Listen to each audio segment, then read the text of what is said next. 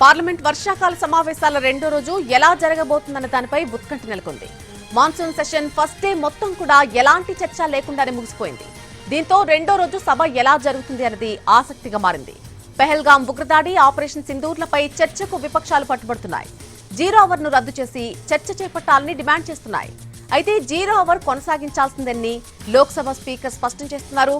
సభ నియమాలు, నిబంధనల ప్రకారం జరగాలని కోరుకుంటున్నారు.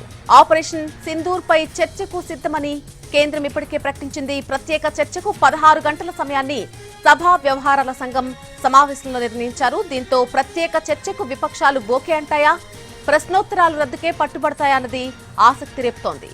అధికార విపక్షాలు మెట్టు దిగి సామరస్యపూర్వకంగా వ్యవహరించి చర్చ జరిగేలా చూస్తాయా లేదా అన్నది చూడాల్సి ఉంది.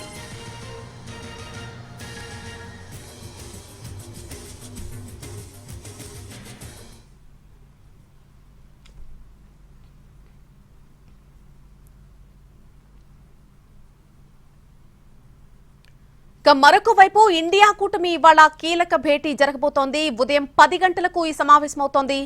పార్లమెంట్లో అనుసరించాల్సినటువంటి వ్యూహాలపై చర్చించనుంది ఇండియా కూటమి.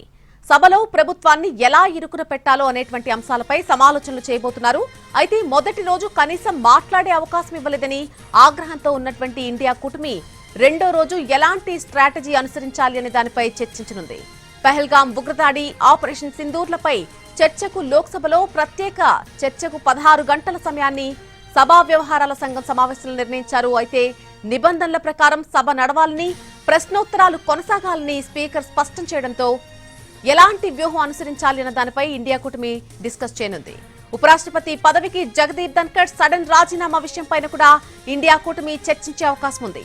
ఆపరేషన్ సింధూర్ పై చర్చతో పాటు ఏ అంశాలపై చర్చకు డిమాండ్ చేయాలో అనేటువంటి అంశాలపై చర్చించడానికి గాను ఇండియా కూటమి నేతలంతా కూడా సిద్ధమైనట్టుగా తెలుస్తోంది.